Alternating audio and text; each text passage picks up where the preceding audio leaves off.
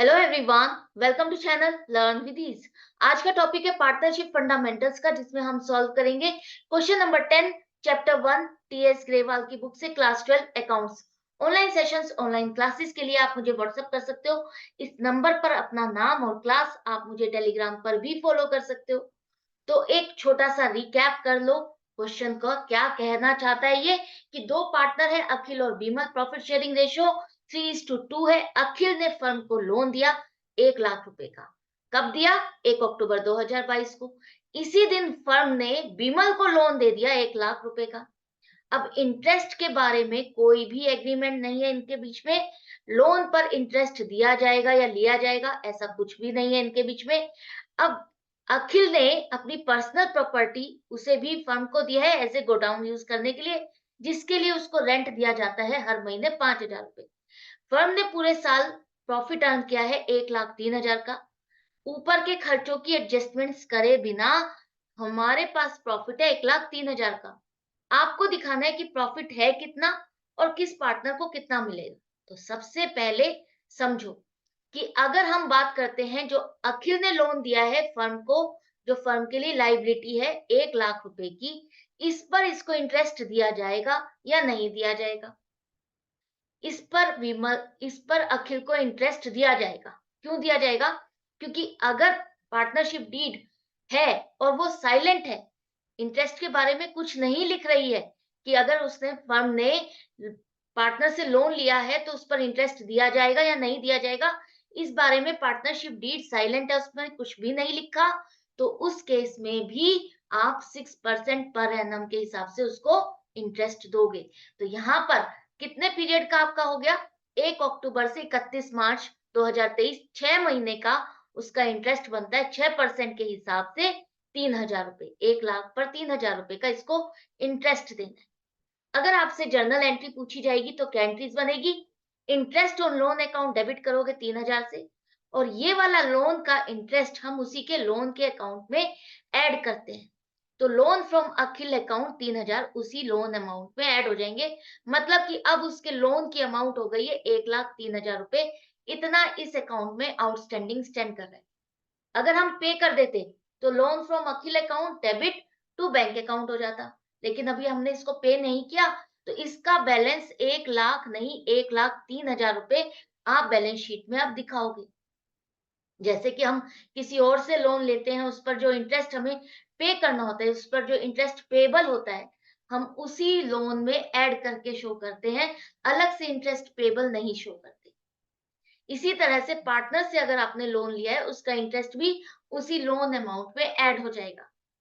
अब ये जो खर्चा है इंटरेस्ट ऑन लोन, उसकी जर्नल एंट्री क्या बनेगी?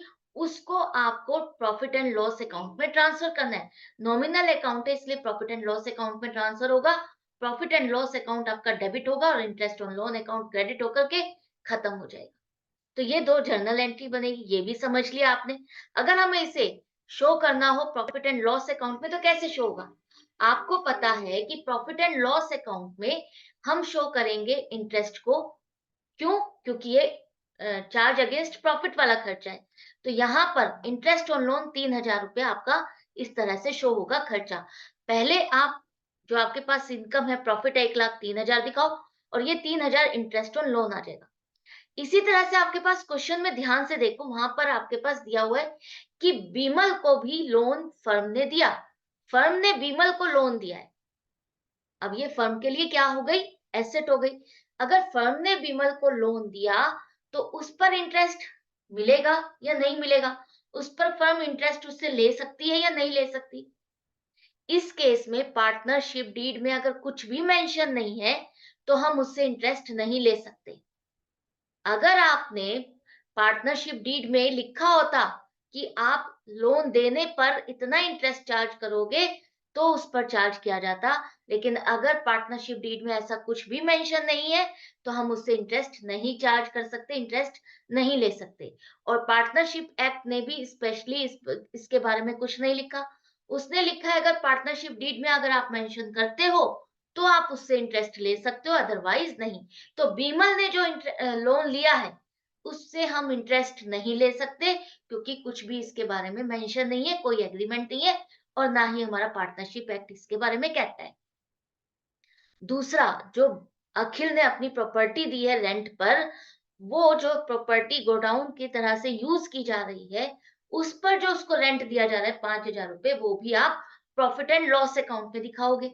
60,000 का पूरा खर्चा 12 महीने का आप इसमें यहाँ पर दिखाओगे। क्यों दिखाओगे? क्योंकि ये खर्चा भी आपका चार्ज अगेंस्ट प्रॉफिट है।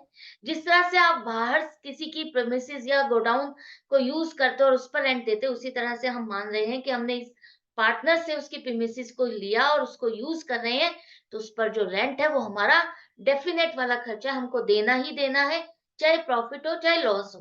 तो ये 60,000 का खर्चा भी आप डालोगे यहाँ पर, पूरा का पूरा। इसमें अगर पार्टनरशिप डीड में मेंशन है जितना अमाउंट, उतना दिया जाएगा। पार्टनरशिप एक्ट में इसके बारे में ऐसा कुछ नहीं लिखा। ये लिखा है अगर आपने पार्टनरशिप डीड में जो भी मेंशन किया है, वो रेंट आपको देना है और वो खर्चा आपका प्रॉफिट एंड लॉस अकाउंट में कवर होगा। तो अब हमारे पास कितना प्रॉफिट बचा? 1,03,000 में से ये 2 खर्चे जो हमने अभी तक माइनस नहीं किए थे और जो बहुत बहुत जरूरी है हमारे माइनस करना, डिडक्ट करना, उसके बाद हमारा प्रॉफिट बचता है 40,000। अब ये आपका डिस्ट्रीब्यूटेबल प्रॉफिट है जिसे हम दोनों पार्टनर्स में डिस्ट्रीब्यूट करेंगे उनकी प्रॉफिट शेयरिंग रेशियो में, लेकिन यहाँ पर नहीं, profit and loss appropriation account में। यहाँ पर इसका डिस्ट्रीब्यूशन होगा। तो प्रॉफिट एंड लॉस अकाउंट में आ जाओ, 40,000 का प्रॉफिट अब आपके पास बचा हुआ है।